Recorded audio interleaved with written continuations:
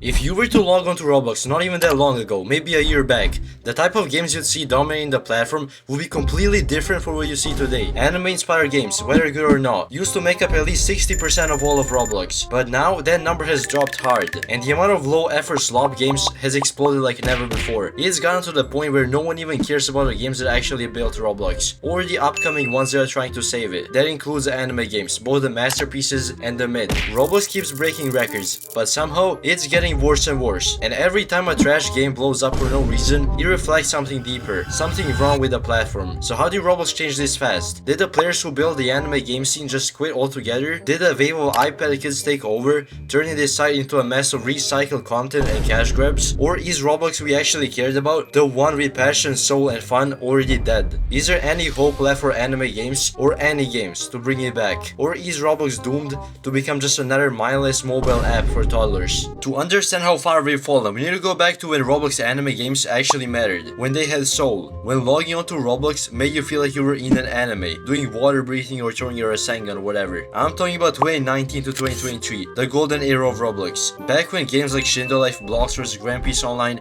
ABA, even Type Soul ruled the platform. These weren't just games, they were passion projects. Devs weren't building them just for money, they built them because they wanted to, and the money followed. I remember when Shindo Life was at its peak, one of my all-time favorites. It was insane the first time I played it. It felt just like Naruto, the way you could Naruto run, become a tail beast, use Rasengan, and unlock hundreds of jutsus. The hype was insane. The game now has over 2.5 billion visits, and their Discord is nearing 1 million members. The Rell brothers, no glaze, creators of Shindo Life, are now making Rell Seas, and that's why everyone's hyped. It's not just the game, it's the nostalgia, the memories, and the fun people had. Shindo Life was a W in my opinion. Even Blox Fruits, which I'm not gonna glaze, it's still just a banner beer, but it still had content. A ton of it. Tons of dollar fruits, hours of grinding, plenty to do. You can't just copy a game like that in 3 days. The real problem is the new update schedule. It's garbage. That's probably why so many players are stuck playing Grow a Garden or Steal a Brainrot, because they're waiting for a new Blox Fruits update. And those games have no content. They don't deserve the players they have, but because it's Roblox, especially with all the iPad kids, they blow up. Meanwhile, Blox Fruits, for all its flaws, still has way more to offer, and again, it's not even that good of a game, I'ma be real. Grand Peace Online raised the bar even more. The detail, the mechanics, the anime love in every update. It was obvious they weren't just chasing a paycheck, they were building something special. ABA showed the role that anime fighting games could work on Roblox. The skill ceiling, the combos, the characters, it set a standard that made other devs step their game up. But here's the real reason this era was golden. Every one of these games had its own identity,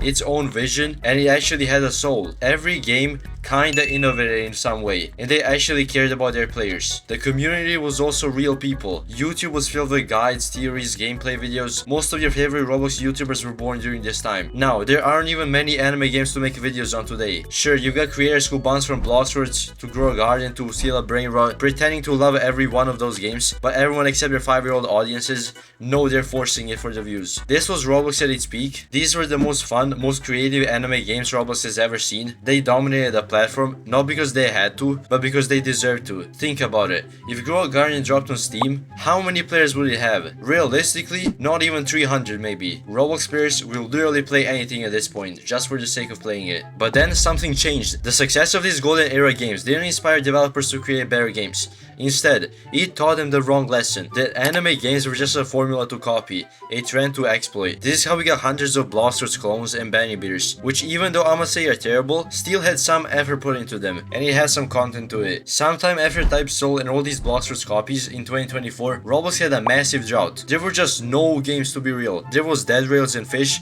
but those games, let's be real, were just temporary. Everyone was just waiting for Rell Seas and Holy War X, which by the way, it's 2025 now, and Rell Seas is only coming out near the end of this year. Then we had Grow a Garden, the game that somehow, I don't even know how, managed to get 21 million concurrent players. The game isn't all that, let's be real. The whole platform just went downhill from there, even though it was already in a never-ending drought. Suddenly, Roblox was flooded with games that all felt the same. Grow a Garden became the template for every lazy developer who wanted quick cash. They came Steal a Brainrot, followed by Steal a Fish, each one more soulless and successful than the last. But it wasn't just blatant clones. Do you remember when we all complained how all anime Benny Beers were all identical in Brainrot. Well, now we just don't get any anime games at all. There aren't RNGs or very bad simulators, or TDs that no one asks for. The creativity was dying. Developers stopped asking what can we create and started asking what's trending. They stopped building actual games and started building cash grabs and hopping on random trends. And the worst part, it was working. These low effort clones were getting millions of plays, while genuinely innovative games struggled to find an audience. The algorithm was rewarding mediocrity over mastery. Think about it. When was the last time you played a popular Roblox game and thought, wow, I've never seen anything like this before? When was the last time a game surprised you? Probably never. None of the popular games right now deserve any of the players. The golden era games succeeded because they stood out, but now standing out is risky. Why spend years crafting something unique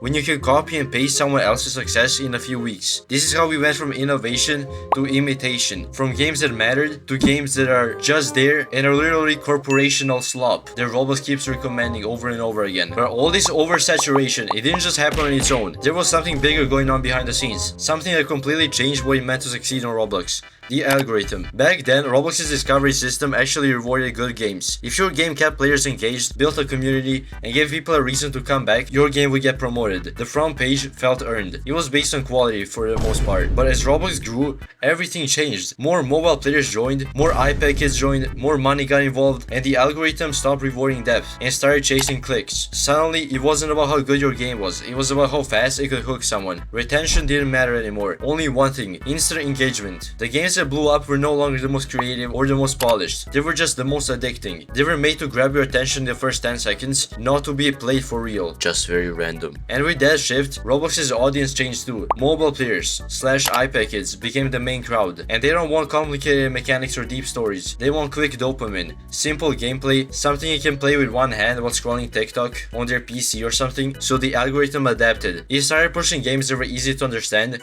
instantly satisfying, and mindlessly repeatable. Not games, dopamine machines. And anime games, they couldn't keep up. The layered combat that made Deep Woken special was too much for the average iPad kid. The skill and precision in ABA was too difficult. The exploration in GPO was too slow. So the algorithm killed complexity, and developers noticed. They stopped making games for players and started making games for the algorithm, optimizing for numbers, not memories. That's how we ended up with a front page full of hollow games. Games that look successful, but no one really actually cares about these games, let's be real. Games that get millions of players, and honestly zero impact on the whole platform. Arguably negative impact. And then there were the developers, the people behind these games, but they were burning out fast. The pressure to constantly update, to chase the algorithm, to compete with an endless stream of low effort clones that somehow pull more players, it was not fun. The passion that once pushed devs to create real, meaningful games was being crushed under the weight of modern Roblox. Even project slayers gave up. The owner stopped updating the game, not because he didn't care, but because the game wasn't built for fast updates. It was too hard to keep adding new features, and maybe it just wasn't worth the struggle anymore. Why keep fighting to update a high effort combat anime game when others are pumping out pay to win junk and getting way more players? The platform rewards the junk, because let's be honest, a huge chunk of the player base loves it. iPad kids drop their Christmas Robux on flashy, shallow games, and those games rise to the top. So when devs see that, they get it. No matter how you flip the sandwich, bread comes first. They stop making good games and start making Steel Labubu. And honestly, can you blame them? It's not just on the devs. This is what the platform has become. So here we are, the moment we all have to face the brutal truth, and what Roblox has become. The platform is bigger than ever, more successful than ever, more profitable than ever. But is it better? Is it the same Roblox we played before? The numbers don't lie, but the creativity is gone. The passion of every single game we played is gone. What we have now is a machine designed to extract engagement and monetize quick attention. The question isn't whether Roblox can return to its golden era, the question is whether it wants to. Whether there's any incentive to prioritize quality over quantity, depth over dollars, and players over profits. The algorithm rewards what it rewards, and right now, none of those things are what we want. So what's the answer? Do we accept that Roblox is dead? Do we move on to other platforms, other games? This is why I think Rell Seas, Holy War X, Project Slayers, Hinokami, Yaiba, even Beyond Nen at this point. There's like so many upcoming games. They're supposed to save the whole platform. And if all of these games release like at once in a short period of time, like Roblox can actually be saved. Roblox can actually be saved. because right now there's only like one game that releases per month and not many people care about it. But if there's like 10 games, 10 good games to release at once, it's gonna take over Roblox. I am not even lying. People are gonna stop playing Draw Garden and steal a Brainrot because realistically, that game is a trend. You're gonna get bored of that game. You're not gonna play it for years. Make sure you like and subscribe, join my Discord, and see you all in the next one.